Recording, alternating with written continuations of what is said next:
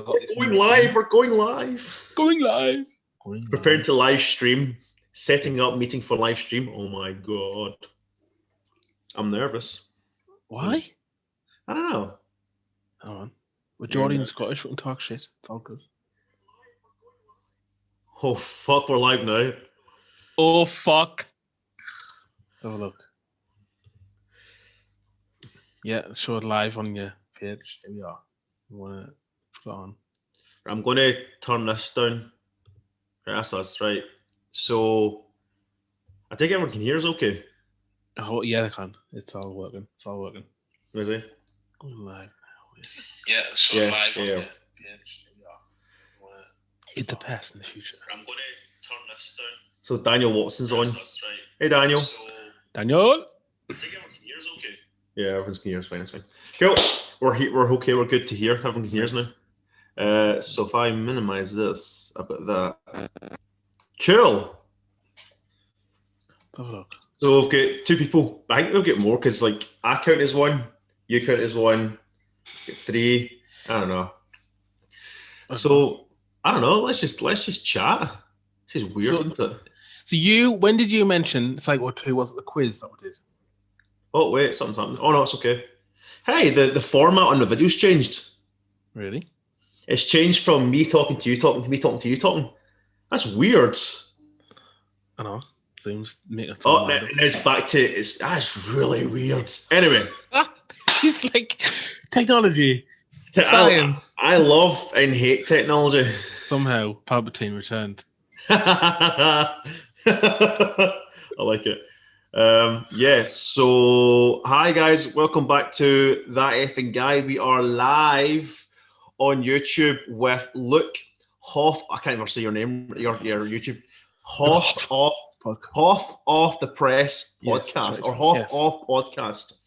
So tonight, ladies and gentlemen, we're going to discuss the criminally underrated sequel, not only sequel, but movie all round, Psycho 2, 1983's Psycho 2. So we're 2 years off of the 40th anniversary, but fuck it, we'll do it now. We've kind of lost that one. My sister was born 1983, so she's really old. Wow, that's cool. That's cool. She's old. So look, you and I discussed it briefly on our what was going to be Line of Duty chat, but it became like half an hour of Line of Duty. It became the Tangent Fest. Yeah, that was brilliant. I like that. So you were interested in Psycho 2. You were intrigued by it. Yes. So Psycho 2. Talk me through what were your first impressions of Psycho 2? Because you tweeted me the next day that you were watching. I was like, oh, my boy, I love it. Yeah, I don't waste time. I've got time to waste. But no, like I just at the beginning, I was like, oh, it's gonna be cheesy. Is it gonna be shit? Because it's always the thing. Like now, movies get into it so quick. Like the boom, 10 minutes in, you've already got cities getting destroyed or whatever, and action happening.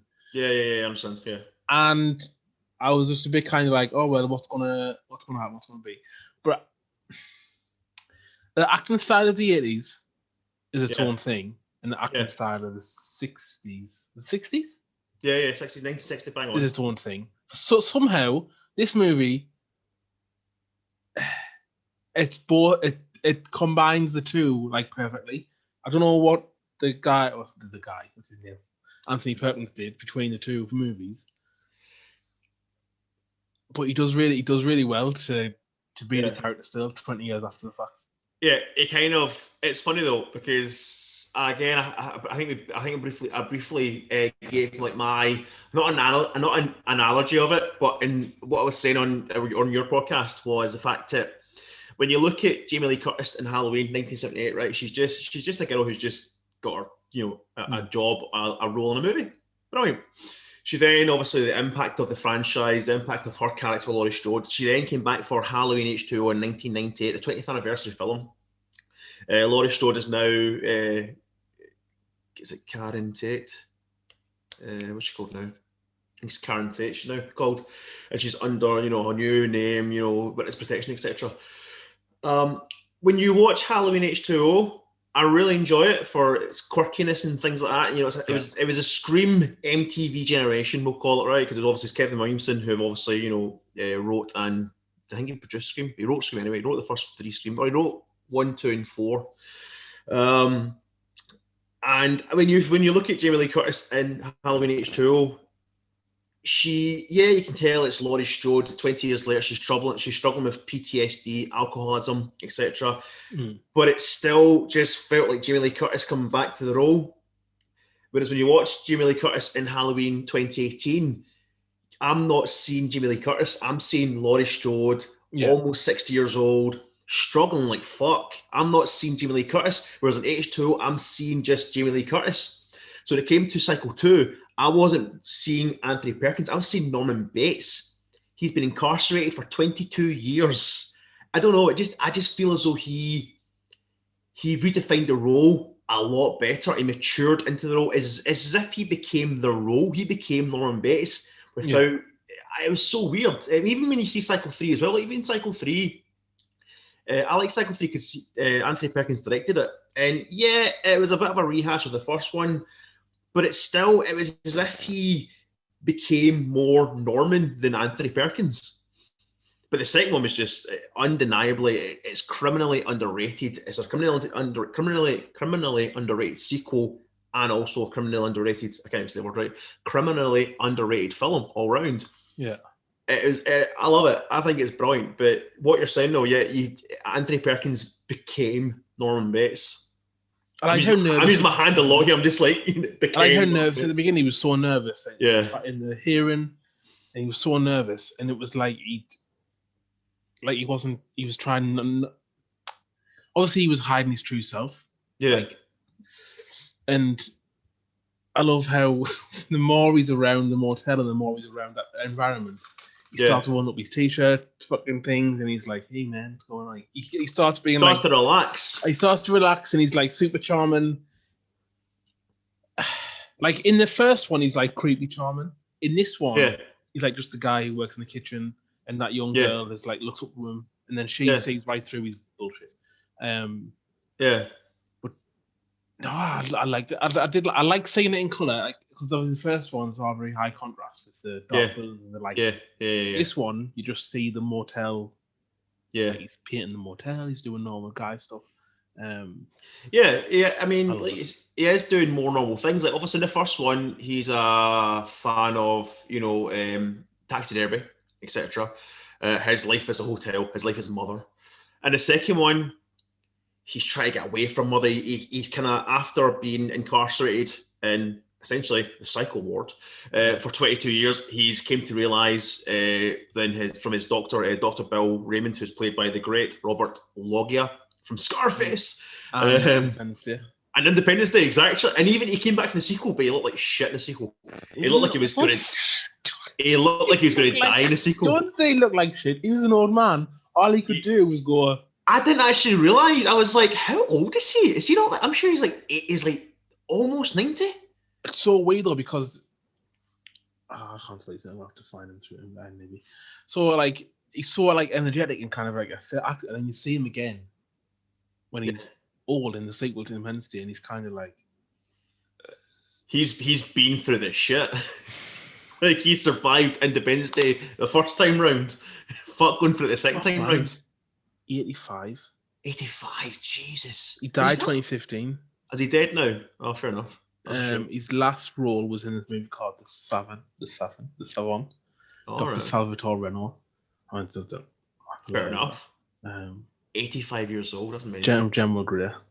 What a weird, I'm not a tangent, but what a weird sequel Independence Day 2 was. What a stupid... It was one of those kind of things where, I know we're obviously going off subject right now, but I said we're going to do that. We're probably going off subject. But Independence Day 2, I kind of believed in it. And I was like, it's going to be quite good. It'll be fun. Why not? Let's go see it. And it was shite. They had a good movie within the movie. It was the story of the aliens escaping the ship in the fight in that African community. Yeah. That was, in itself, that was a cool story. That's pretty cool. You know, we have Jeff Goldblum fucking... But you know what? See even just the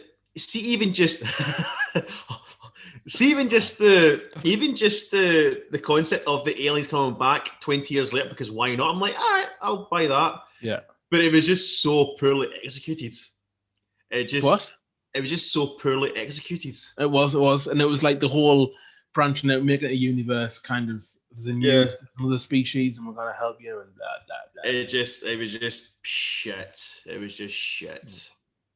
But back to Cycle 2. So obviously we had Dr. Bill Raymond, who was Norman's doctor. He's basically the Sam Loomis.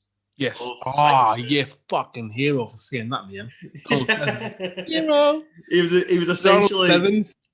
He was essentially when you look at Dr. Raymond, he is Sam Loomis, and Norman Bates is what Michael Myers would have been if he was reformed and put back into society and give the dog a bone, you know what I mean, kind of thing. Whereas obviously, you know how that happened. I mean, not what turned out in the Halloween franchise. Michael was just like, no, Moncherry, I'm going to take on the knife. Yeah. You know what I mean? It's not, but again, right, just to mention Loomis, there's so many amazing quotes. If you go back and watch Donald Pleasant's clips on Halloween. Yeah. I shot him 6 times. 6 times. 6 times I shot him. 6 times. Blood. To 6 nights. It's so good. Someone should have, like, I think what I'm going to do is I'm going to make up t-shirts with slogans just like, I shot him 6 times. Just walk about Glasgow. Walk about Glasgow. Prime. I know. Walk about Glasgow with a t-shirt saying, I shot him 6 times. Sam Loomis, 1978. You get someone saying, do you think you're hard? No. You shot him 6 times, I'll stab you 4 times. Bang. I'll give you a Glasgow kiss 1 time. Douche. Glasgow kiss. Yeah. Alright, so Cycle 2. Yes. Cycle 2 starts off. I'm not going to go through the whole plot because you don't want to ruin it. But it starts off 23 years later. 22 years later. Sorry, it was released 23 years later, but it was 22 years later in the film. So 22 years later, Norman Bates is reformed. He is great. He's a gift to God. Let's put him back into society, right? So obviously Lila Loomis, who played by the amazing Vera Miles, she comes back. Now Lila Crane, obviously, but she ended up marrying Sam Loomis, which is a weird thing. It's a weird one. So she married her sister's boyfriend, who was kind of left because obviously she was killed off, and they went on a wee kind of manhunt at the end of the cycle, and they caught Norman Bates. So in between that, so in that 22 years, they've then decided, I like you as well. Your sister's dead, but let's fuck. And they get married. Sam Loomis then dies. Again, Sam Loomis. That's funny, isn't it? So he then dies, and then we have Vera Miles, Lila Loomis, being like, you can't put that monster back into society. He's like, look at all those people he killed. I love how he just walks in the court. It's brilliant. I know. See, that's the thing is, see when he's found not guilty, and he's safe again, on you go, and he just kind of swaggers at a court, just have to say, yes, I'm a free man. But he's not meaning to do it. It's just his swag. It's just Anthony Perkins' swagger. You just think that walk is brilliant. But obviously he looks like he's just a smug bastard, like, haha, fuck he's all, I win. You know what I mean? But that is just his persona. He's just a smooth kind of guy. My only problem, I've got one major issue with Cycle 2, and that is the fact that, and I can also back it up and say, well, actually, it works that way. Is the fact that you're putting a psychopath back into civilization, back to the place that made him a psychopath. Yes. It's such a strange thing. It's a strange thing. But that is all he knows. It is left in his name. It's all he's got. So you're like, I can understand it, but at the same time, you're putting a psycho back into a place that made him a psycho in the first place. It just kind of, it's odd, but I'm like, all right, I get it. So obviously he's then met with the new Bates Motel owner, Warren Toomey, who's just this wee... He's a little dickhead. Oh, he's a wee dick. And it's one of those kind of things... He's a proper dick, right? And you do watch it and think he's getting killed off. Yeah, Norman. The movie, you're going through the movie and you can just see Norman just adding... I know. Oh, Podcast of the Old Republic is here. So that's obviously... Well, either Steve or Dan. It's one of them anyway. So Podcast... POTOR, hi guys. 7 people watching, and I'm happy. Thanks for that. I really appreciate it. There's 7 people who are watching. Obviously, feel free, discuss some stuff in live chat. It doesn't need to be Cycle 2 chat. This is just us just shooting the shit right now about Cycle 2. So Norman Bates goes back to his hotel, go back to, the Bates Motel. Warren Toomey, who straight away, like you said, you're just like, I want him to die. Like, I these kind of movies, they bring it to violence side because you're like, well, he should fucking die. Yeah. Not he needs a punch or he needs a slap. Yeah. Kill that I want his throat slit. I want to have him I want to have him in a shower and just, All right, calm down. Oh, I love it's like what 2? It's either Steve or Dan. I'm going to say Steve. Oh no, it's no. Oh no, it's no. It's Dan. It's Dan because Steve is visiting his girlfriend, his fiance's brother's new baby. So I'm going to say it's Dan. Dan is I think it's Dan. PS5. I think it is Dan. Dan bought a PS5. He was talking about it yesterday. Got a PS5. Lucky.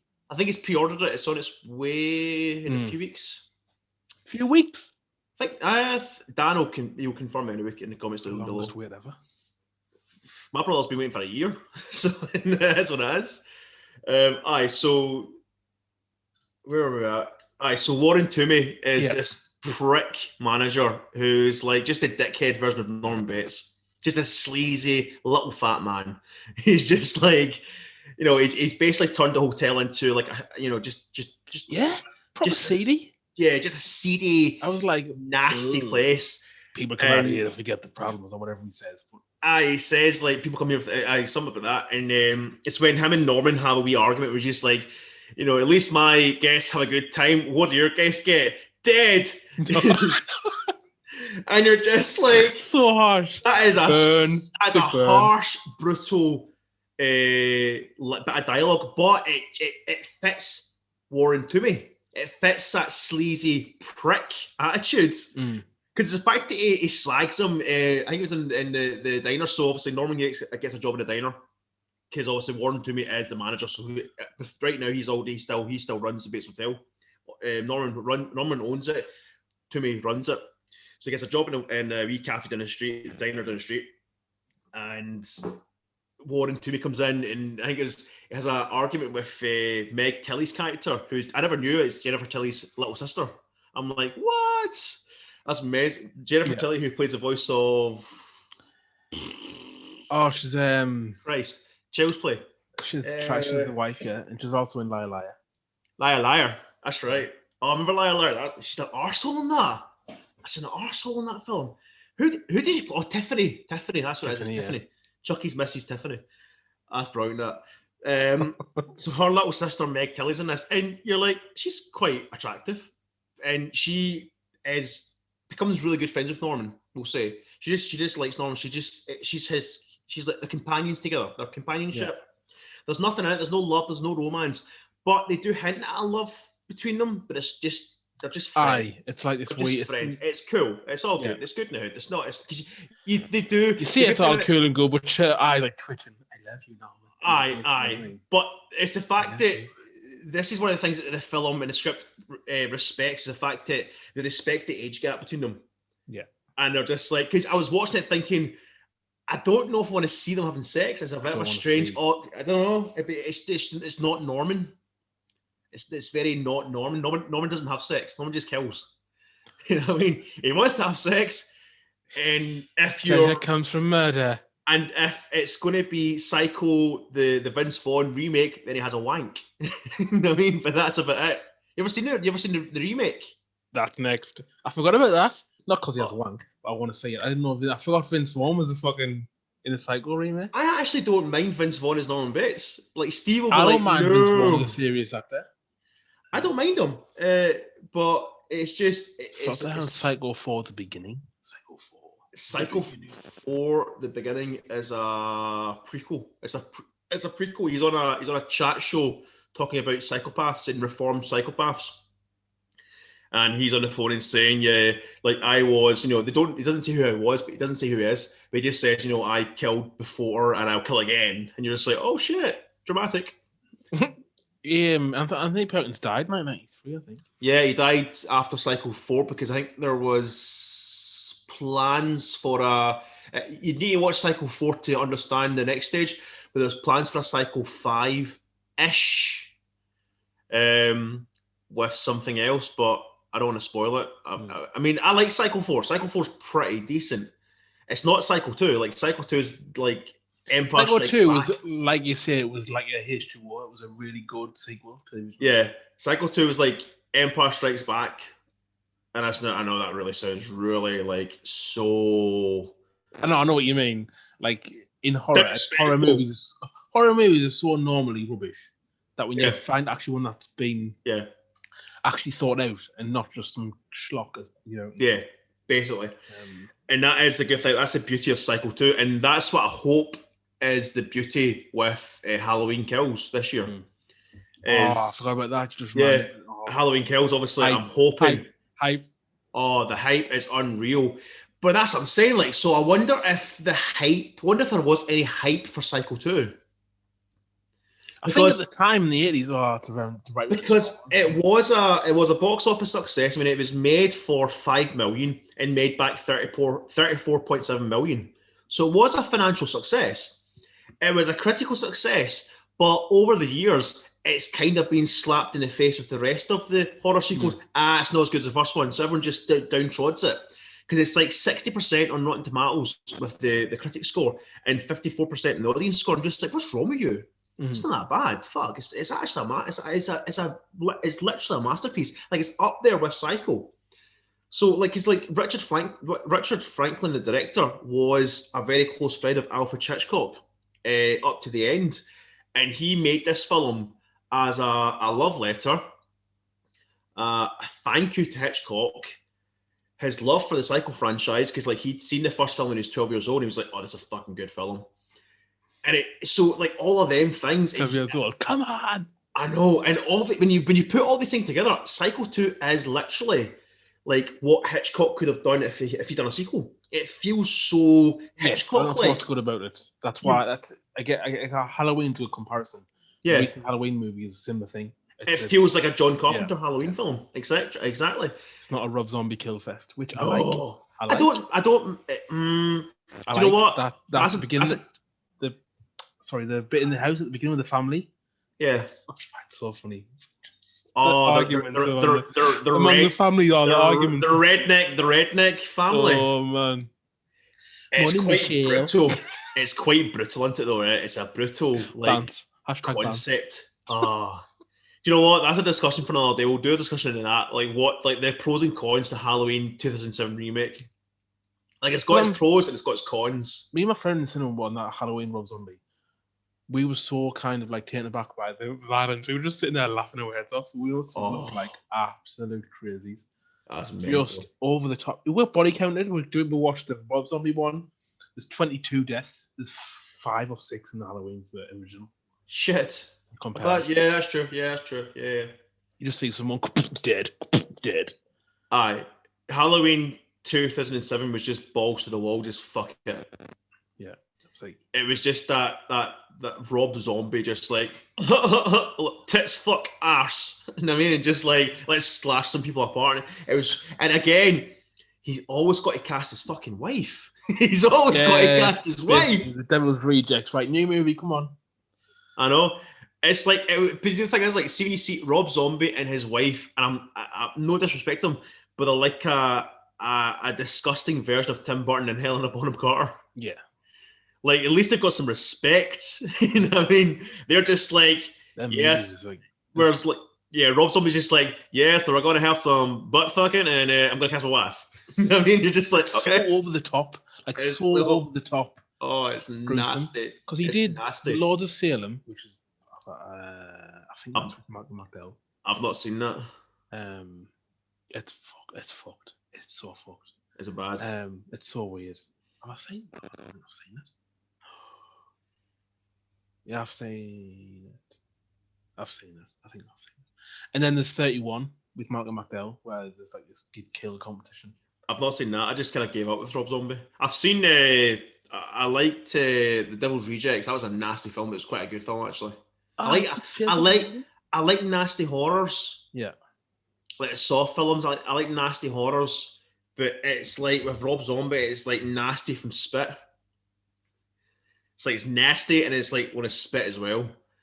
And I'm going to add in some cunt. You're just like, all right, why not? 31, then 3 from Hell. 3 from Hell's like, all right. It's all right. It's no Devil's Rejects, isn't it? It's like the Devil's Rejects. Devil's Oh Rejects. yeah, I've seen it. What's the family called again? I've got it here. Firefly. Firefly. That's it. Firefly. Someone's a Joss Whedon fan. Watch Buffy movies and Twisted. Aye, so Cycle 2. Sorry. I'm gonna end up fuck this by the way. So Richard Franklin obviously has a love letter to basically his friendship with Alfred Hitchcock, his love for Psycho. We then have Hilton A. Green, who was an additional assistant director of Psycho. He came back to produce it and oversee it. I'm like, that's pretty cool. Tom Holland, not Spider-Man Tom Holland, because he'd be like 50 years old. Tom Holland, who was the director of Child's Play, he wrote the script, and it was really good. I also done Fright Night. It's good script. And then we have Jerry Goldsmith, the legendary Jerry Goldsmith. Like, obviously, you can't replace the music from the first film, but you can adapt it and make your own, and that's what he done. Mm. And that's what Psycho 2 does. So, like, it takes Psycho and makes a new thing. It doesn't steal. They don't do anything. Like, they don't steal any shots or anything like that. It's a new thing. It's a whole new thing. And I love it.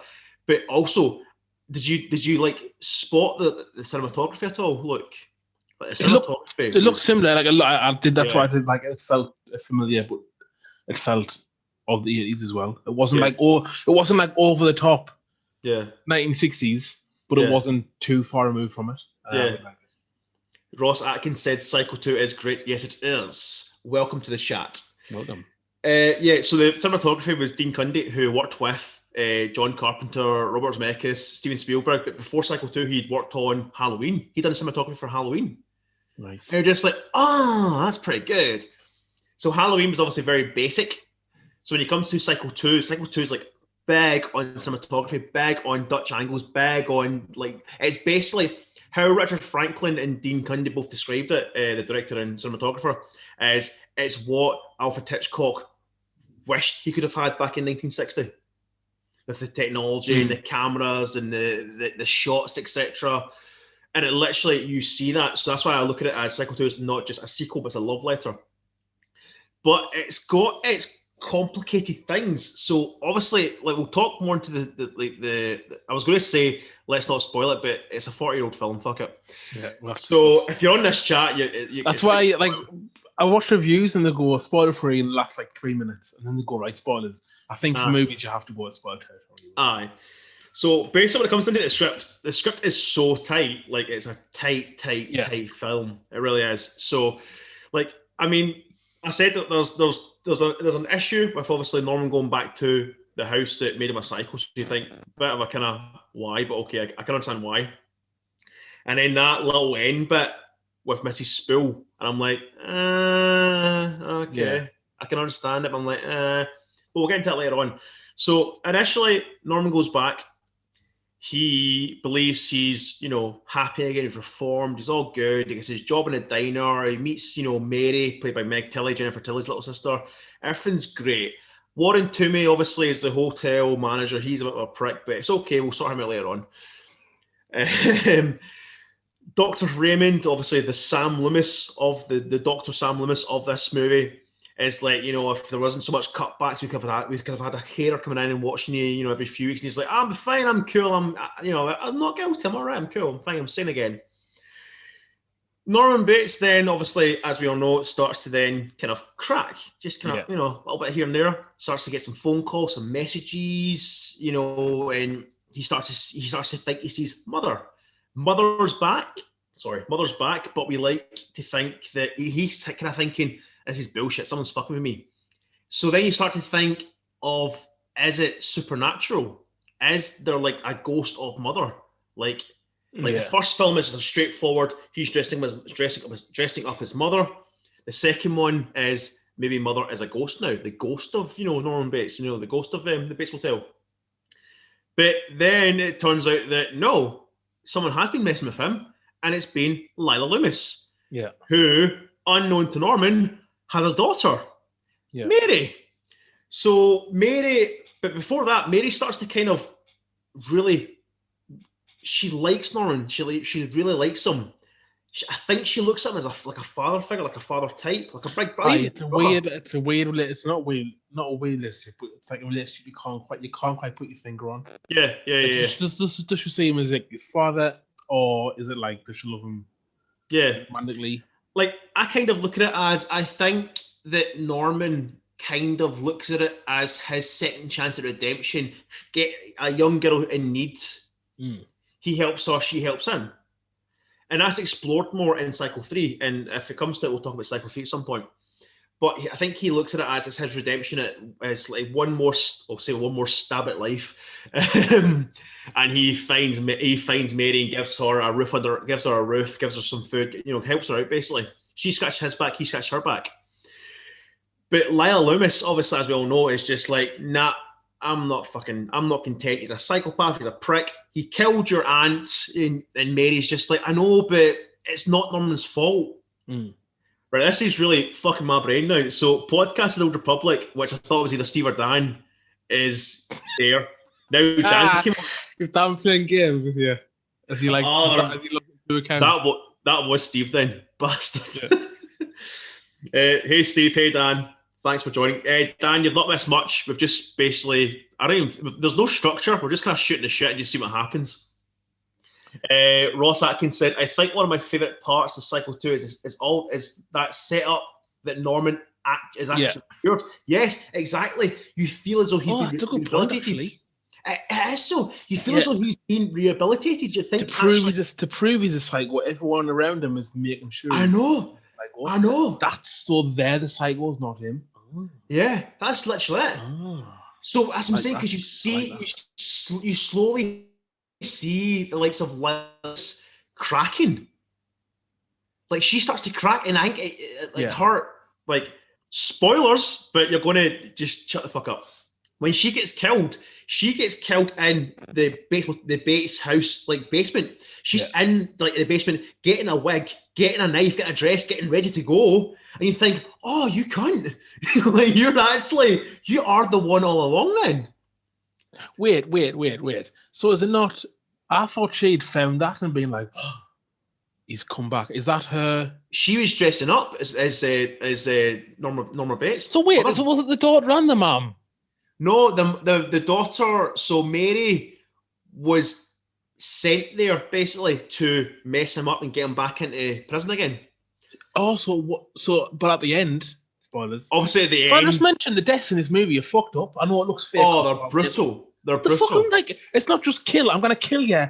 And they do that thing I hate where they put the knife in the teeth. Oh, Lila's death. I've got a thing about teeth, and I'm proud. Lila's death is brutal, and it's the noise of the knife going through the teeth. Shut up. No. I know I like horror movies and stuff. The end, like, plot twist is the fact that Emma Spool, who was working at the wee diner with Norman and been there for years, turns out that she's actually Norman's real mother, and she's been doing all the killings. So I think what it is Lila has sent Mary to fuck with Norman. Lila is also phoning and sending messages and fucking with Norman. And you think, okay, they've been doing all the killings. But then, double plot twist, it's been Emma Spool all along, the real Mrs. Bates. And you're just like, what the frick? I'm lost, but I'm going to go for it. Yeah. It's mental. Like, it's funny how, so Lila and Mary think they're doing this. No, is it Mary thinks Lila's doing it. Lila thinks Mary's doing it. And this whole time it's been Emma Spool. And you're just like, what? It's mental. I love it. I genuinely love the fact that there's like several thousand plot twists. And you're just like, I'm confused, but I'll go for it. But no, seriously about the kills though. The kills are brutal. Because with Cycle 2, obviously, they're trying to respect... Whoa, sorry. Have you just clicked what they actually were planning on doing in this film? No, I've clicked at the old woman at the end. I didn't quite understand the conversation she was saying because she just kind of sits there and goes, I didn't realise. So Emma Spool is the real Mrs. Bates, and Norma Bates was her sister. No way. Yeah, so Emma Spool was Norman's real mum. Well, in that film, because it was retconned again in Cycle 3. or Psycho 4. One of them Really? retconned it. Yeah, one of them retconned it. It was a bit of a kind of like, because I think what happened is they kind of hit a brick wall and we're just like, that's just, because it's funny though, because the way Psycho 2 finishes is we now know that Emma Spool is Norman's real mum. Yeah. But when he puts on the voice, it's the same voice of Mrs. Bates. You're just like, that doesn't make sense. Right. It's the same crackly voice. Put me over at the window. And you're just like, you sound like Norma Bates, so there's no change at all. It's weird. But it's a weird film. I love how casually he just goes, right, fuck this bitch, and whacks over there with the shovel. Oh, I know. It was unexpected. You kind of thought he's gonna poison her with the. He just kind of goes, boink. Because have you noticed though? See if you watch it, I've watched it several times now, and seeing you slowly, he actually poisons her. Because you see her kind of like drinking the tea and kind of dipping down as if like, oh, and then all of a sudden, bang, whack. Oh, really? Yeah. So, because I think people missed that, because people thought, right, he's obviously he's poisoning her. No, he's not. He's okay. And then bang, he hits her with a shovel. No, he actually poisons her and then hits her with the shovel. Double whammy. What is the explanation for the retcon? Because I'm glad they retcon the mother thing in the later films. Yeah. So obviously, like I said, Emma Spool is Norma's real mum, but in Psycho 3, he defeats the mother persona. Right. And then in Psycho, the beginning, it's a prequel, so there's flashbacks to Henry Thomas, C.E.T., Little Boy from E.T. Yeah. He's now Norman Bates in Psycho. No way. The beginning. It's actually pretty good. So they go back to the early days of Norman and it's Norma. So they retcon it that no, Norma's his mom. Just ignore that. Just ignore. But no, it's fun. I like Psycho 2. But what we go talk about here? We've lost track now. Yeah, the kills. So the way the kills happen is like it's as if they kind of respect the fact that it's a sequel to a 60s film, but also we're in the 80s. Because like they were competing against like the Halloween, etc., and Friday the 13th, not on Nightmare on Elm Street, no, it was the 84. So they're kind of smack bang in the middle of the slasher genre. So Psycho 2 feels like a 80s slasher, but it's still a contemporary 80s slasher. Still feels like the 60s, but there's a little bit more, just a little bit more of a teasing of like, blood and gore. Yeah. Whereas Psycho 3 is like crazy, just like, fuck it, here's some tits, here's some gore, here's the 80s, let's just go with it. And you're like, all right, I can take it. What's Ross Atkins saying? Ross Atkins is saying Psycho 4 is a sequel to the original, like, oh no, yeah, I understand it, yeah. So Psycho 4 was like what Halloween 2018 is. Right. To the original Psycho. Basically, in a nutshell. They they basically ignore Psycho 2 and 3, which is annoying that they ignored Psycho 2 and 3, because Psycho 2 and 3, unlike, Halloween 36 and stuff like that, were actually pretty good sequels. Obviously, number 2 was amazing. So, I don't know. It was a kind of first of its kind of that kind of like reboot. Let's ignore this and let's ignore this. Daniel Watson, not sure if you have answered. If it were to come back, who would you? Oh, yes. So we said what we said, Andrew Garfield. So Daniel, to answer your question, if they were going to bring back Psycho, like do you mean like a Psycho reboot, basically? Oh, Andrew Garfield, Jessica Lange. Andrew Garfield as Norman Bates. Jessica Lange Lange has a voice for Norma Bates, but I would maybe think of Jamie Lee Curtis. Who? Jamie Lee Curtis has got a good voice. That's Norman. too meta, though. That's too meta. Oh, it's very meta, but fuck it, why not? Hey, Abigail, how you doing? But you know what's funny, though? See, Andrew Garfield, 100%, exactly, Dan, exactly. But you know what's funny, though? See, when you actually read the original Robert Bloch Psycho, he was a middle-aged, overweight man. So I'd maybe take away. The screen, they need some handsome 20s. No, but wait for it. So I was thinking of that. So I've actually started to type up a reimagining of my own. I'll play with it later on. I'm not ready to showcase it yet. So, insane. So basically, Kirsty's on board now. Hi, Kirsty. So she's saying 100% Jessica Lange. No, I totally agree. But my alternative Norman Bates would be a little bit of the book, who is an overweight man, but not have him middle-aged, and cast. Do you know Richard Jewell? Do you ever seen that film, Richard Jewell? Right, I'll just tell you. Right, type in Paul Hauser. Richard Jewell. Paul Hauser is my fat Norman Bates. Oh, he's really good. Yes. He is good for a fat, kind of like pervy kind of wee man. Yes. All right, calm down. Get hell. He is actually. He's a fat piece of shit, and he should be in the movie. But in the original Psycho book, obviously, he was inspired by like Ed Gein, etc. That kind of like old, kind of pervy, kind of like just beast. So yeah, Paul Hauser as if they want to go like traditionally like the book wise, maybe not middle aged, but like just an overweight man. Did you watch Bates Motel? Yeah, I loved it. I loved Bates Motel. Freddie Highmore.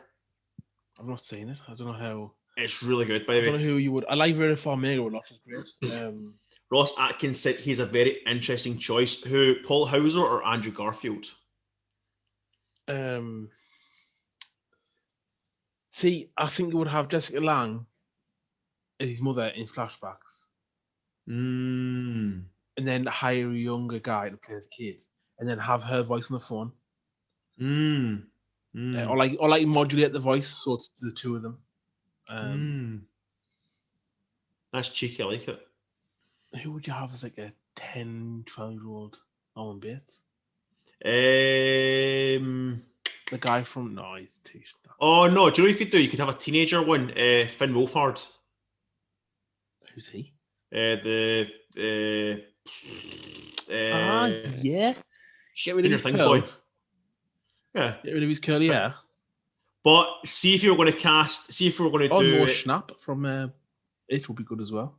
See if we were going to do Paul Hauser. I would cast the fat kid from It.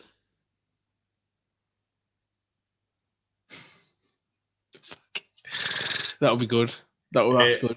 Ross Atkins said Paul, not Andrew. Yeah, Paul Hauser would be an interesting... if to go with the fat kind of Norman Bates from the book, Paul Hauser, but to go for like just basically Anthony Perkins lookalike Andrew Garfield. I love how this went from like Psycho 2 to like let's recast Psycho. Do you know what's funny though? Ask Kirsty, right? I've literally sat and like out loud said who I'd cast as like different roles. Like that, I'd cast, Andrew Garfield as Norman Bates. I'd cast like just Jamie Lee Curtis as Mrs. Bates. Who's that cast? Who did I say I was going to cast for Marion Crane? Oh fuck! I had it in my head now. Samara Weaving. Samara Weaving as Marion Crane. Really? Yeah, she plays Bill and Ted's daughter. Which one? She plays. She's in Ready or Not. Ready or Not? What's that? Ready or Not. Here I come. It's see the guys who are directing the new Scream. It's their directorial debut, I think it was. Samara Weaving. So I cast her as Marion Crane. Just because I like her, I think she's pretty cool. I'd cast her as Sue Storm as well. Samara Weaving's really good. Yeah, so like Emma Stone look about that. Yeah, so Samara Weaving as my Marion Crane. Who would you have as the Doctor? Anyone? Ian McKellen? I don't know. As a Doctor? Yeah, you can have anybody. Ian McKellen. Oh, I'd have Ian McKellen. Gerard Butler. Oh no! I'm gonna punch you. You know what? I'd have Sir Ian McKellen as the sheriff. Get him a mustache. That's weird. Get him like a southern accent. This town ain't big enough for the two of us. This town ain't big enough for the two of us. Anyway, back to Cycle 2. We're going. Yeah. This is a Cycle 2 discussion. Where are we at now? I've lost track of it. Killed Lila. Oh yeah, so Lila gets killed in a very brutal way. Brutal way. Like it was a savage, but it was kind of one of those things where I was like, it's kind of weird though, because when you watch the first cycle, and you think, and when she catches Norman Bates, her and Sam, you're just like, yes. But in the second one, you're just like, fuck her up, kill her, kill the bitch. I hate her. I physically hate Vera Miles in the sequel. Like not like I hate her like she's not good. She's a great character, Lila Loomis. But I'm just like, I want her to die, just like Warren Toomey. Just like everyone else. Even Warren Toomey. See Warren Toomey's death. That's brutal. You get the knife right in the face. Yeah, it is. And the face just kind of opens up. You're just like, he's like, ah! Fucking mental. It's just I like that. I mean, it was you can tell it's makeup, but I like the fact to go that route. I like the fact. Oh, practical. Obviously, the Texas Chainsaw Massacre, you never see the chainsaw break skin. Yeah. Then in Psycho, when she's in the shower, you don't see the knife break skin. Yeah. That's the thing though. Like that's the thing with that's why quite a lot of people don't like Psycho 2 or any of the sequels, because you go from seeing nothing to then seeing everything. But that's the same with that's like Halloween and then Halloween 2. Halloween you see nothing. Halloween, not a lot anyway. And in Halloween 2, you had had the nurse going for a hot tub, little bit of midnight jacuzzi fun with the other doctor or the other guy, and you're just like boobies, and then like the gore is like unbelievable. But you're like, but it's the 80s, so they kind of fell into that 80s like everything's just about tits and gore, and that's where Psycho 2 maybe fails a little bit, but at the same time, the gore is justified. I think it's strange, right? Because even though, even then, everyone around him he's done his best to make sure he's not a psycho. Yeah, a psycho. Everyone around him is doing their best to make sure he becomes, to prove themselves right. It's really fucked up. It's pretty push for him, because you do feel for him. You really, and see, the thing is, see the very end of Psycho 2, you think, yes! Well done, Norman. But it's like, and it's weird though, because but then again, like, it's the same with when you watch a Halloween film and you watch a Nightmare on Elm Street, Friday the 13th, you're always rooting for the bad guy. You're always rooting for the killer. Kind of. Halloween, I love Jamie Lee Curtis, so I'm rooting for her. Yeah, well, okay, right, Halloween, take that out. But when it comes to Friday the 13th, Elm Street, you're rooting for Freddy. You know what I mean? But when it comes to Psycho, at the end of the first film, you're rooting for Sam Loomis and Lila Crane. Yeah. When it comes to Psycho 2, though, you're rooting for Norman because at the end of the day, though, he actually doesn't kill anyone in that film. Except for Mrs. Spill. But that's but that's what I'm saying, though, and people don't actually believe that. When you watch it again, he does not lift a finger until like the last 20 seconds. Sorry. And you're like, oh shit. Because all the kills have been done by Mrs. Spool. Mrs. Spool killed everyone, because obviously it's revealed that she's killed everyone. Lila Loomis and Mary were only there to mess with him, to make him feel as if he's going insane again. Whereas Mrs. Spool's like, I'll kill him, I'll kill him. Even the two teens, see the two teens in the basement? It was like so random. Yeah. That was haunting. It's like seeing her walking back and forth. I'm like, that's like she runs off. She's like, oh, see you later. Like she's out of here. She does nothing to help him. She just on the glass. No. I know. Get wooden stick from the garden, jab it in eyeballs. Nothing. Just bye, son. But like you said, you could just and kick through the window. I know, but like you said, though, everyone's out to get Norman. Yes. Because then, Sheriff Hunt comes and is like, comes in with his wee guy who's got the wee stick in his mouth and the big glasses. He's just like, what's happening, son? He's like, Norman, I'm here to, see about these teens. There's nothing there, no bodies are there. So Norman's just like, so I'm innocent. Everyone's just, Psycho 2 is basically a movie about let's fuck with Norman and make him feel as though he's going insane again.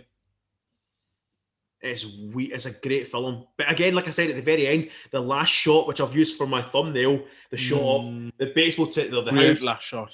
The house, Mrs. Bates, but Emma Spill's body just like in the window, and he's just standing there looking up, and you think, oh, what a fucking shot. It's so cool. And you're rooting for Norman. You're just like, yes, Norman, you've won. Yeah.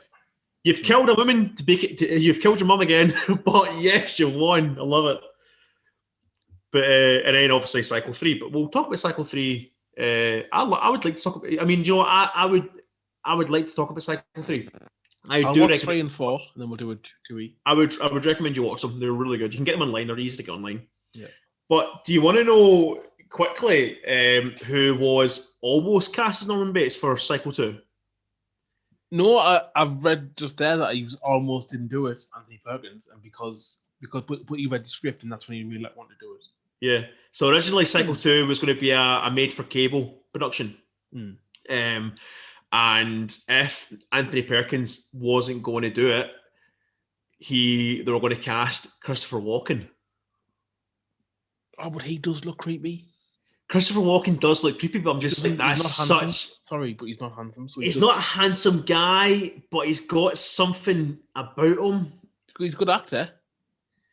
He is a good actor. Because I watched him in a film I watched the other day, King of New York, which is actually really, really good. Really, I recommend you watch that. It's on Amazon Prime for free right now. King of New York. And it's a very kind of underrated, kind of gangster-esque movie. Ooh. He's a creepy fucker in that movie. I love 90s movies. He's got like 20 lines, and most of the film is him just staring at everyone, just staring them out. It's just weird.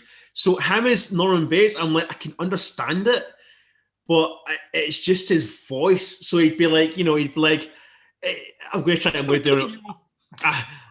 I'm going to kill you. No, because it wouldn't. Now there'd be too many Walkenisms. It'd be weird. He'd be less. I'm going to stab you with a knife. You know what I mean? Michael Keaton would be good. Michael Keaton is Norman Bates with that nice black perm. That Bruce Wayne-ness about him. That Bruce Wayne perm, just the perm. Ross here says, "I like the nice detail that he works at the diner from the road, down the road, which is a line from the first one." Yes, I know, because he says to Marion Crane, "There's a diner about 5 miles down the roads." Oh, that's right. I know. How cool is that? Or you can class for us. You can sit with me and my porter with some. Biscuit, some sandwiches and cheese, a glass of milk. As well done, Ross. You know what? You've passed the class. Let's make Cycle reboot. Details. What else do you want to talk about? Like, I feel as if we're just kind of like talking about anything Cycle now. Have you like? Here's a question, right? And I'll answer my one. I'll answer it when I ask you. Right now, as it stands, you have to go and watch a Cycle film. Are you going to go and watch Cycle or Cycle 2? Cycle 2, because you're still getting the vibe of the first one. Yeah. But it's more accessible as a movie. I'm the same. I mean, I find myself now watching Cycle 2 like more than Cycle 1 now. More than Cycle 1960. And just the way the killing's executed, like, yeah, not that you expect to see violence, but like it doesn't make sense to not see. Yeah. Like, obviously at the time, black and white, thought dark and Hitchcock and whatever. Yeah. It is a good movie, and I like it. I don't care what it says. With Helen Mirren and Anthony Hopkins, where it's about the making of. Yeah. Hitchcock. Yeah, but it's on Disney Plus as well. Places. That is so good. I love it. It's about the making of. It's like, what's 9 years old already? What? Aye. I remember. Scarlett Johansson plays Janet Leigh, which is good. I know. And Jessica Biel is Vera Miles. Even the guy who played Norman Bates, I can't remember what he was called again. He was really good. Good. Norman Bates, Anthony Perkins, sorry. James Darcy is Anthony Perkins. Well, he was good. He's good. It was really good. I mean, I would love to see like a new kind of like documentary biopic. Who would they cast now?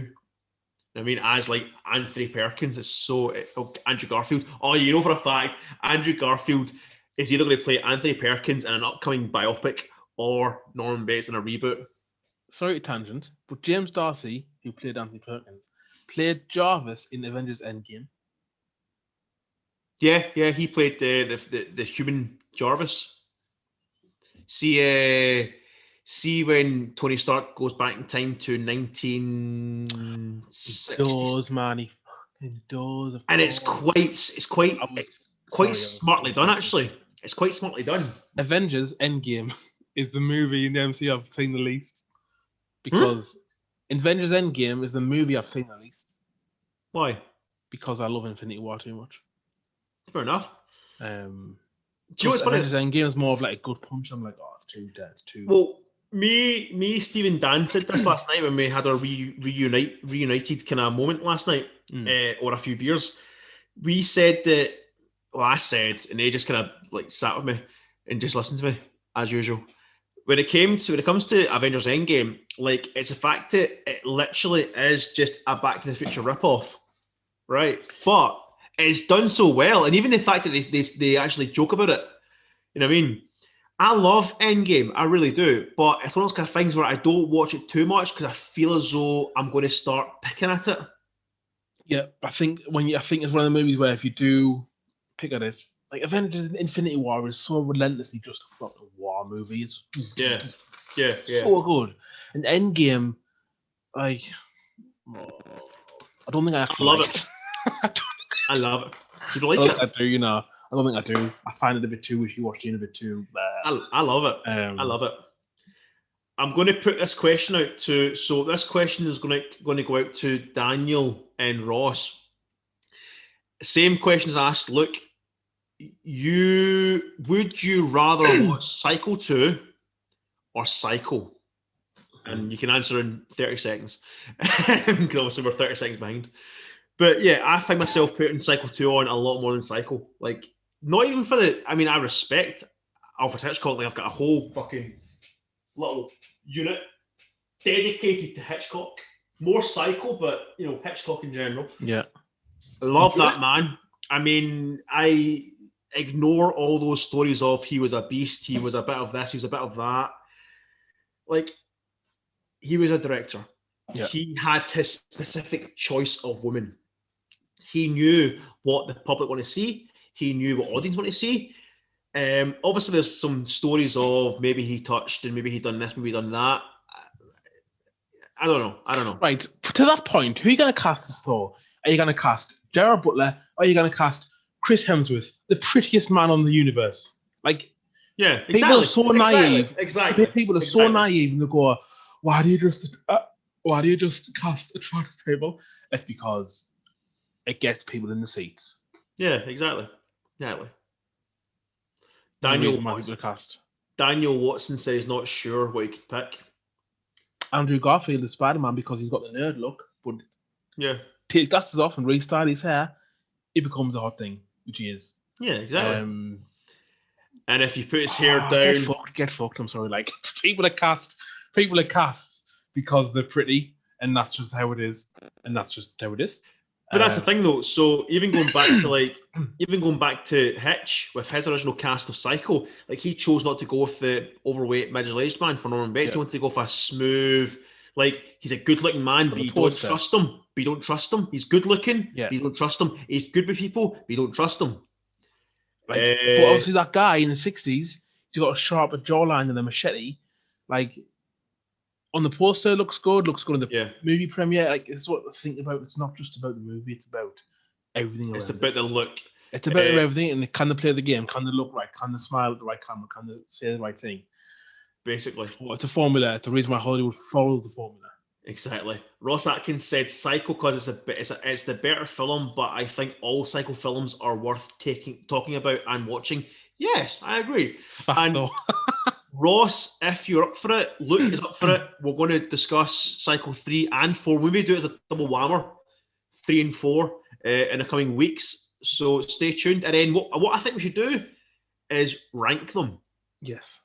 I've already ranked them. I know. I mean, I rank them as now. This is going to be controversial. I rank it as Psycho 2, Psycho 3, Psycho 4. Psycho 2, I would say, is a better film because it's the film that Alfred Hitchcock wished he was making, but because of the time, he never got it. I think. Kirsty said Fat Thor. Yeah, Kirsty loves Fat Thor in Endgame. It's funny though. Here's a quick story, guys. For all these viewers, quick story. We're going to go off subject now. So Kirsty fancies Chris Hemsworth so much so that she says, "Why can't you look like him?" Right. So I was like, "All right, I can't exactly lose my weight overnight." Okay. So I cut my hair and stuff. Like my hair was all nice and kind of cut and nice and spiked up. Right. Thor Ragnarok came out, obviously.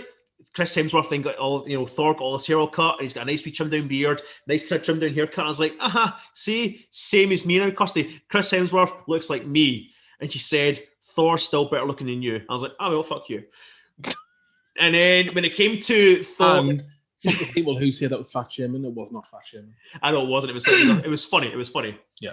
When it came to Avengers Endgame, now I knew about fat Thor, but Kirsty never, so I thought, I'm going to keep this a secret and not tell her. So when it came to Thor being on the screen for the first 5 minutes of Endgame, she's like, oh, there's Thor. Chris Hemsworth. Cut to, 10 minutes later, there's fat Thor. And I said, haha, see, he's just as fat as me now. And what she said, he's still sexier than you. Terrible. Wow. What a bitch. I love her so much. I love her so much, but what a bitch. Ross Atkins said ranking would be order of release for me. That makes sense. Yeah. Because the thing is, at the end of the day, though, all four of them have got their good things with them. You know what I mean? So I agree with that. I agree. Yeah, I agree with that. Luke That's Hoff. me. Hey, Luke, how you doing? You all right? I'm fine. Nice for joining the live chat. Luke Hoff said, I recommend Wolf Creek 1 and 2. Wolf Creek 1 and 2, Wolf Creek is such a good fucking film. They're good films. The first one, I was like, it's good, but I'm like, it's a kind of Aussie version of the Texas Chainsaw Massacre. Yeah, I was like, it's all right, it's gritty. Wolf Creek 2 is balls to the walls crazy. Up. It is. Have you seen the Wolf Creek TV show? No. Oh, that's fucking mental. Is it good? It's kind of calm, like Wolf Creek, but like balls to the wall, like Wolf Creek 2. Nice. Kirsty just said, "You'll never be fat. You'll never." I keep going to say fat Thor. You'll never be fat Thor, Jordan. He's a dream. Fuck you. That's my girlfriend, ladies and gentlemen. So actually, that's what I was asking you. What do you think of horror movies? I struggle to find good horror movies, and it really annoys us. Do you enjoy horror movies mostly, or do you find it a struggle? I love horror. What I'm looking forward to was Conjuring 3. Oh, I can't wait for that. Oh well, Halloween Kills. Come on, dude. Oh, Halloween Kills. And Halloween ends next week. And Candyman. Candyman. When is that out? July, August? I don't know. Is it? Ross Atkins says, but I do like that Cycle 3 more. Oh, okay. Candyman is the guy from Aquaman. And Tony Todd is in it. Yaha Abdul Mateen II. Tony Todd is in it. Tony Todd's, because it's passing of the hook. Is it? Supposedly it's a passing of the hook. Oh, I can't wait. I love Tony Todd's voice. It's fucking great. Again, an actor who doesn't get enough work. Ross Atkins is not fat Thor. He's horribly depressed Thor. That's a good point, actually. Yeah, I know. I love how everyone tagged him as fat Thor, and it's like he's not fat. He's just struggling with PTSD. He's struggling with PTSD. Yeah. So Candyman. Oh, you know what we should just do? Look, right. Are you up for this? See, so me, Steve, and Dan on my channel, we done our most anticipated films of this year. Do you want to just over the next few weeks just shoot the shit about horror films we love? Yes, I do. Let's just do it. Let's just shoot the shit of horror films we love. Now, you know what my number one is? Psycho 2. So that is spoilers. But no, I love horror films. So I'm going to answer your question perfectly now. So I love all horror films, but I find myself going back to horror films of the 70s, 80s, and 90s a lot. Yeah, because now they look too clean because of all the high def cameras. Yeah. They're not gritty. And I don't know, in the in the 90s when I was a wee man, baby. It was the only performance you had. Like the first one of the first ones I watched, I was about 6, and I watched Mary Shelley's Frankenstein, and it fucked me. Oh, how good is that? Kevin Branagh. Oh, Kevin Branagh. So good. That was so. John Cleese in it. That's an underrated film. It is. That's underrated. I mean, Robert De Niro as the monster. Who'd have thought they'd cast him as a monster? That's exactly. Mental. And not many. I find not many people like horror movies. Yeah. If I'm talking to a guy and I'm like horror movies, like no, I'm like. Horror films are good though, because like there's Ross Atkins is saying the Candyman series is interesting. I've only never seen the first two. Oh no, I've seen it. No. No, I've seen it. I've seen all of them actually. Oh, there we go. I've seen all of them. You know what? I remember. But the funny thing is though, it's weird. So I started watching the Candyman films with Candyman 2 first because I had the mum from the OC, Seth Cohen's, the Cohen mum. Fuck. Oh, what's his name again? The OC. What's I'm going to Google it quickly. OC. I didn't watch it. Oh, the OC is a fantastic, really good show. Stupid theme song. I'm really sorry about it. Oh, get it in face. What's her fucking name? It's Kelly Rowan. I know that. Her name's Kelly Rowan, and she played Kirsty Cohen. She played Kirsten Cohen. So at that point, when I was watching the OC, I'm just like, oh, she's a MILF. And I found out she's in a Candyman film. I was like, I found out she's in a horror film back in the 90s. I was like, I'm going to watch that, thinking she's going to get naked in it. She doesn't get naked in it. But, it's a good film. So that was my first like introduction to Candyman. Didn't really give a shit about the Candyman. Just was watching her, basically. I was like, oh, yes, MILF. Right. That's basically it. And it took me till only just like 2 years ago to watch the first Candyman. Oh my God, man, it's so fucking good. Yeah, like it's good. So like it's you feel sorry for him. Like you really, it's not like Freddy Krueger, like he's a child molester, he's a serial killer, and you think, oh prick. Like the Candyman, genuinely, he got because he was black, and he get killed because he was black. And you think that's pretty shit, and you think that's actually very like you kind of look at it and think it's very like now, because like black people, like obviously back in the 90s, even still to this day, black people are still frowned upon in certain parts of America. I tell you one thing: see if Candyman was real, no one would mess with a black man. Fuck, it's real. So the new Candyman. We used to see it in school in the toilets and that. Yeah, I done it as well. And someone would turn the lights off. No, but Candyman or Bloody Mary. Bloody Mary. But no, I find what is he saying? Daniel Watson said, "Yes, lads, horror films, yes." But we'll definitely talk about horror films, our favorite horror films of all time, or just kind of like. It's not a genre. Like, I know there'll be loads of podcasts out there, but like on Twitter, you don't really hear that much about them. You don't there's not a lot about them. You don't really, and they deserve more respect. They really do. Well, by the way, tonight's episode is brought to us by Tesco's Apple and Raspberry Sparkling Water. I get paid about 10 minutes after midnight, so I've got another late Asda trip to fuel them rumours of me who's got a fucking Asda fancy man, according to Salacious Roman. That absolutely not. Brilliant. Night shift Asda people. Sanctuary. Who do you live yourself? Have you got your own place? Yeah. Do you? I was really shocked you were 33 years old. I was like, no, we're not 33. Yeah, you're like 24. I moved out in. I thought it was 24. Yeah, I thought it was 24, 25. I'm going to put that on my Tinder, 24. No, I moved here October. Grindr. Come on, you must be Grindr. I've moved we're all friends here. I moved over here. Plenty of fish. I moved over here October because it was like I was using this is a loose personal story podcast. I was using money obviously to go traveling and living cheaply at home. But then I couldn't travel because of COVID, so I thought, shit, I've got no excuse now. So it's been great. So, when my friend said, when you close your door and no one can bother you, you realise. That's brilliant. That's really good. Ross Atkins is saying, modern horror and 80s horror are very similar in my opinion. I don't totally agree with the lack of grit or whatever. Mainstream horror is still kind of bad, but smaller stuff is. Oh no! Please recommend better. On Twitter. Okay. What? Ross. Yes. Ross, recommend on Twitter. You'll find Luke on Twitter. He'll leave his. I see his tweets down again. There you go.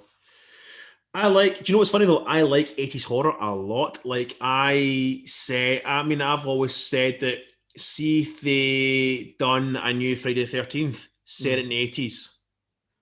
Just go back to the 80s. The 80s is a great time. Like, even if they remade Psycho, put it in the 80s. Smack bang in the 80s. Great time for anything. The 80s, not for us in the UK. You're a shit time in the 80s. It was boring as hell. Yeah, you watch a movie set in America and compare it to a TV show. Oh, I know. Like, this is England, and it's This is England's a good film, actually. It is. But I'm saying the portrayal of the. I know what you're saying. I was born in 91, so I missed that. Taster of a year of a generation. I've just caught Thundercats. Oh, Thundercats! I grew up with Power Rangers. Oh yes, they're my thing. Power Rangers is my thing. Green Ranger all the way. Dragon Zord. I love the Power Rangers. I prefer the White Ranger though. Even though it's the same fucking guy, but I prefer like the white suit. We'll say. Yeah, I remember at the time it was like fucking insane. I was like, oh my god, the White Ranger was the most important thing in the world. Well, obviously, my love is the Red Ranger, as you can see. I don't know if you can see it. I don't know. Can you see? Jason. Yeah, you can see. Yeah, Jason. I've got it's kind of, I guess when you look at it, it's kind of sad that I've got like a kind of mural of just like Jason. Just like my little. I love him, Jason. Get Jason there. Up the top, we've got Michael Myers. We've then got the Ghostbusters. We've then got Iron Man helmet, and we get Pop Funko. We get fucking everything here actually. Kevin Smith, Alfred Hitchcock, James Bond, Star Wars, Doctor Who, and just loads of books. I'm gonna agree with Ross there. He said 70s and 90s. I love 70s movies. 70s movies are good. 70s movies have got that grittiness of them, that kind of nasty, gritty, like Dirty Harry, like nasty, gritty. And we have Jaws as well. Jaws, nasty, gritty, kind of. Like Jaws is a PG. I think, how the fuck's that PG? You know, when the kid gets murdered on the I just swallowed a hair, man. Look at it, right? How the fuck is that? That's not my hair. What do you mean? I just pulled it out of my mouth. That thing is that's not my hair. What is That's weird, man. That's weird. What else do you want to talk about? We'll go. We'll go on to 9:30. So then that's an hour and a half then. Yeah. So okay, 18 minutes. 18 minutes. What do you want to talk about? Look, go. Shoot the shit. Your favorite horror game? I don't play a lot of games, but I'm going to. Oh, do you know what I enjoyed? I actually enjoyed recently the Friday the 13th game. Oh, yeah, the multiplayer one. Yeah, really good. It's kind of good. It's kind of good. It's alright. It's not bad. I kind of recommend enough. It's Alien Isolation. Oh, the Alien! I had the Alien games on PS1. What was that again? Alien game PS1. It's a PS1 version. Was it PS2? No, PS1. Alien. Oh, I don't know. Bugger.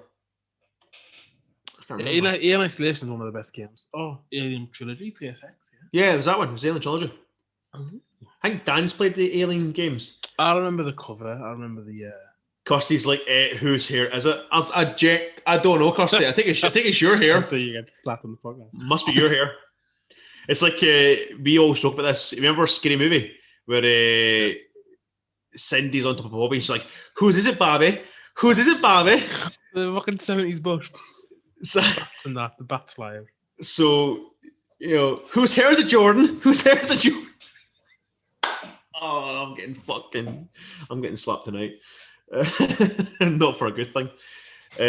Daniel Watson just laughed. Cheers, man. Appreciate it. We have 6 people watching. I'm gonna stream Alien after I've done Resident Evil. I just couldn't get into Resident Evil games. I don't know why. I like the films. They're all right. I mean, I've only seen the first 3. Yeah, I think I've seen the first 3. Oh, atrocious. See, that's what I think Dan plays Resident Evil. He doesn't like the films, I don't think. I think basically how when you played the game, the movies are like, meh. Yeah, how I've seen it is basically if you play the games, you hate the films. I'm like, I like 1 and 2, but then after 3, it got so like, oh man, there's a fight where the guy he's Wesker, and the game he looks fine, but in the movie he looks like a blonde-haired Neo, and it just is awful. a blonde-haired Neo. It's just awful. The fights, the fight choreography. Okay. It just doesn't make any sense. But that's another thing. That's the director and his wife. That's the director and his wife, Mila Jovovich, or whatever her name is. Oh, Paul W.S. Anderson and Melia Shuvagavag. He did do he did the recent Monster Hunter one. That was alright. The what? Monster Hunter. Oh, I've heard that. It's quite good, actually. It's pretty good. Like obviously the game is like high fantasy. But obviously in the movie they have to have like some modern day Earth squad is transported to some fucking strange world to do. Like it's not just a fantasy movie. It's a modern game because they have to have guns. Whatever. Okay. Ross Atkins said, "With Resident Evil, you're one of two things. You like playing or you like watching." Yes. I'm probably neither. Really? See, Resident Evil 7 Resident Evil 8 is really good.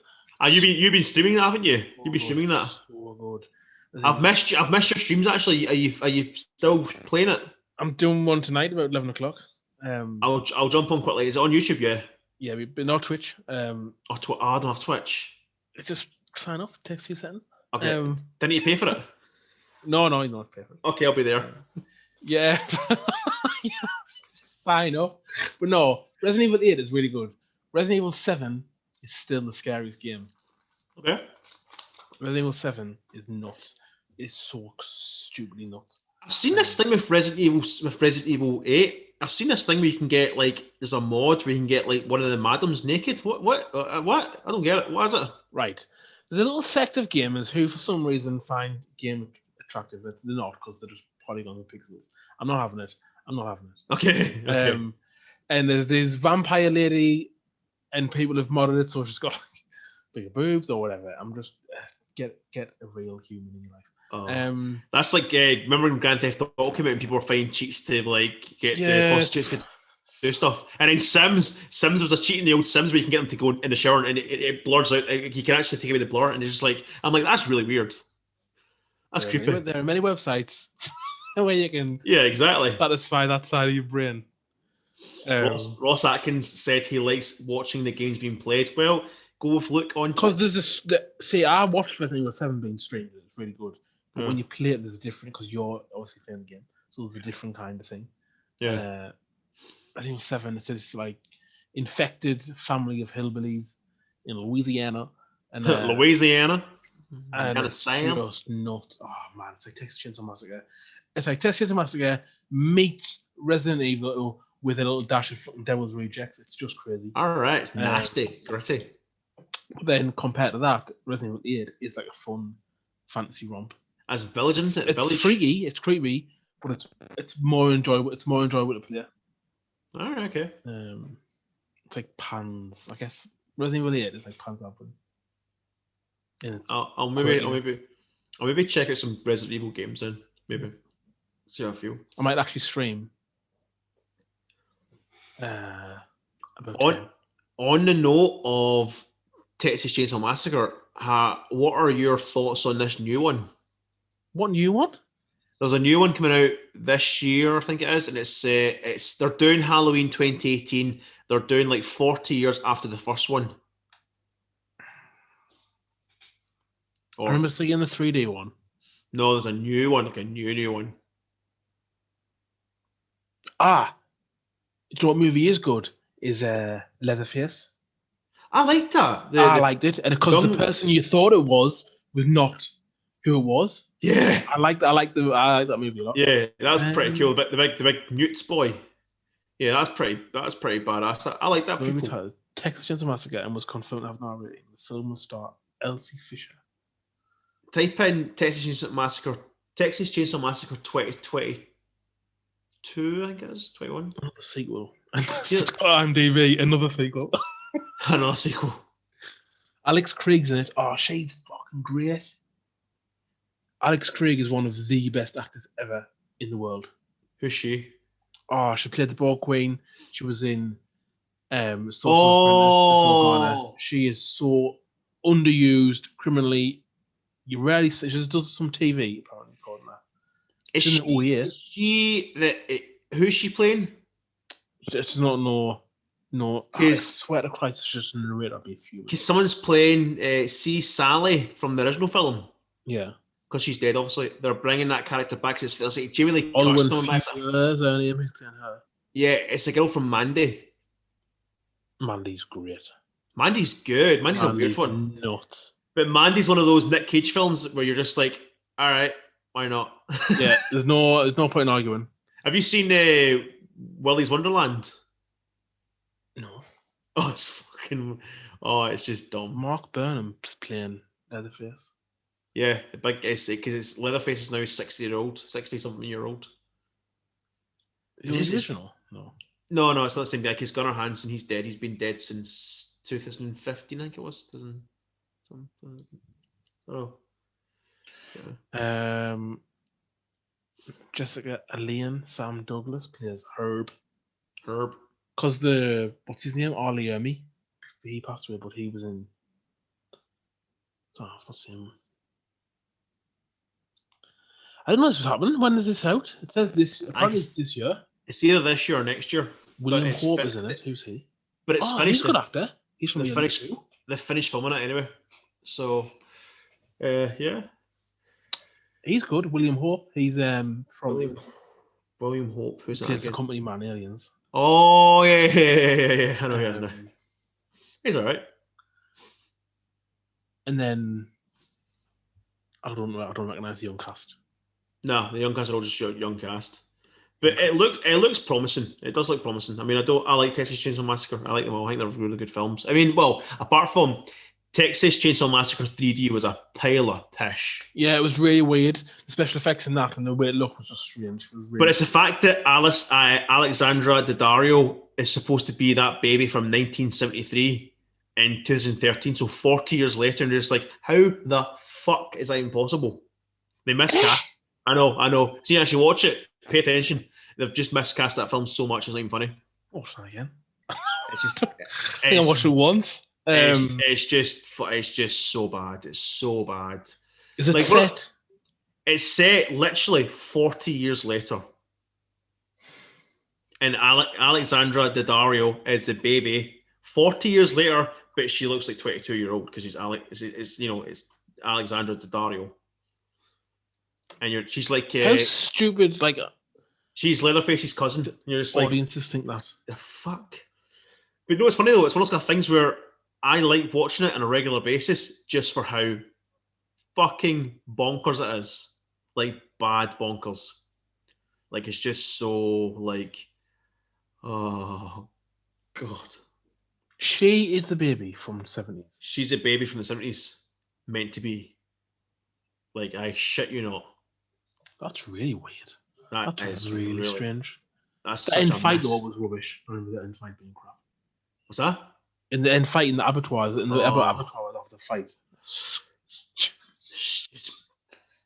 Fucking right. I don't know why movies do some things that I just don't know. See, the thing is though, see Texas Chainsaw Massacre, the 2003 remake with Jessica Biel. That's good. I love that movie. That's a good remake. That's that weird. Yeah, that's how you do remakes. That remake was brilliant. The Friday the 13th remake was good as well. Like there's remakes that are really, really good. The Hills of Eyes, that was a good remake. Oh, Hills of Eyes 2007. My friend watched that through his fingers in the cinema. Oh, great remake. I remember getting annoyed. I was like, Scott, you paid to watch the movie. Watch the damn movie. That's a great remake. Even fucking going back to the 90s, going back to Cape Fear, Martin Scorsese's Cape Fear. You ever seen that? I've seen that. Right. Martin Scorsese directed Cape Fear. Robert De Niro is Max Cady. Nick Nolte is fucking the dad. Stark's the family of the lawyer who defended him. Sam Bowden. Is it Sam Bowden? Sam Bowden. Jessica Lange's in it. Jessica Lange plays Nick Nolte's wife. Well, I'll be all right with that then. And Juliette Lewis is the daughter. I don't like Juliette Lewis. I don't like her. I'm going to watch that. Jessica Lange is so... Fucking hell. Robert De Niro got ripped. Oh no, I know. Like, see, oh no, like you'll appreciate that. I'm not saying that. I'm not being offended. But no, I don't find him attractive. He's one of them actors for me. He was never attractive ever. No, Christopher Walken. Christopher Walken. Not. Well, you know what then? Your mission, should you choose to accept it, is to watch Cape Fear. Tweet me tomorrow. You know what I mean? Watch Cape Fear. And we'll talk about it. Hey man, I've watched this today. That's what we'll do. That's what we'll do now. See, every week we'll go live. You've got a mission. Watch this film. And we'll talk about it. That's what we'll do. But yeah, Jessica Lange, she's really good in it. Actually, she's really good. She's very sexy for an older woman. An older woman. She is in a TV show that I cannot praise enough. The TV show called Feud. Oh, Kirsty watches that. She loves it. Oh my god, I love it so. 2 seconds. Kirsty. Yeah, she'll be tomorrow. Yeah, she loves the Feud. She loves that. The Joan and. Oh man, it's so. Yeah. At the end, it's really depressing, but it's a well made. Ratchet is really good. Nurse Ratchet. I've not seen Ratchet. Is it good? Hollywood, the TV show called. Oh, Hollywood was so fucking good, like so good. I like. There's an example of a lead actor where pretty thick, but he's almost too pretty. He's like boring. Yeah. I liked Hollywood. Hollywood was fucking so really good, by the way. Really good. Anyway, we've got 5 minutes, so let's wrap things up. So, yes, overall, Psycho 2. Overall, for everyone's obviously, everyone who's been watching, thank you for so much, because obviously we've been going from like 5 to 9 to, back and forward views. I really appreciate everyone who's joined in. I appreciate if you haven't watched Psycho 2, know nothing about it, just coming and saying hi, shooting the shit with us. I did say, obviously, it was going to be Psycho 2 plus probably just chatting, shit as usual. So, yeah, overall, there we go, Kirsty, OMG, Ratchet and Feud and Hollywood.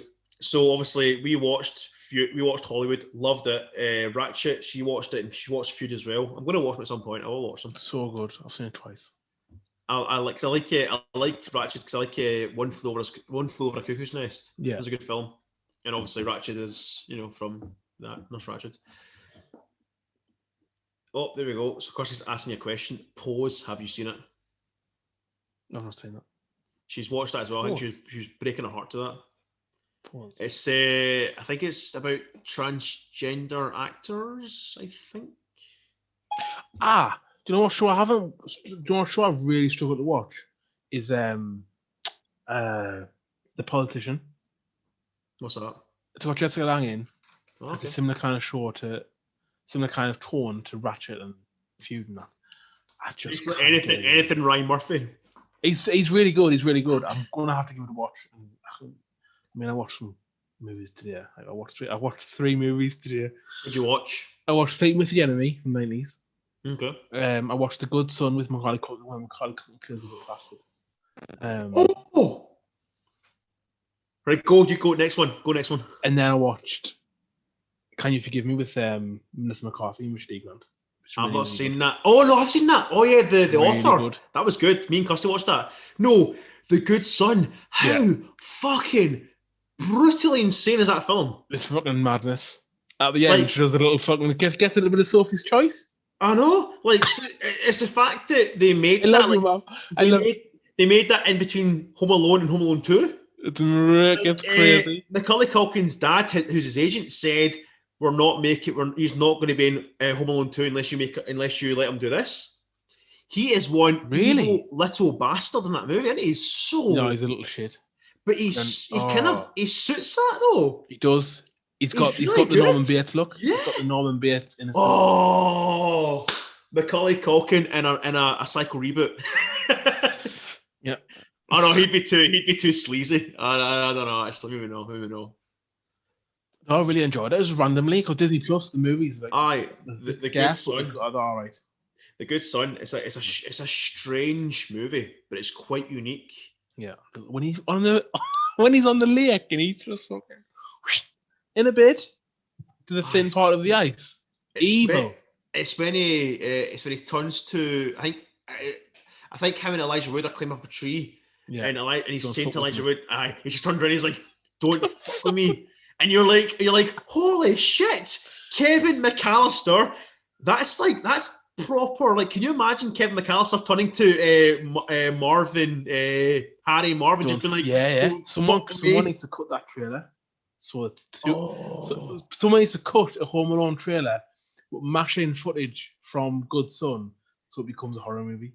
Oh my god, that is brutal. Remember the rumors that Home Alone is a Saw prequel?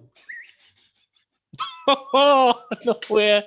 That's fucking brilliant. And that Kevin McAllister changed his name to John Kramer. I'm just like, oh please God, that'd be brilliant. That'd be brilliant. Yes. I love that. That's genius. That's good. That is genius. Oh, I might have to. yeah.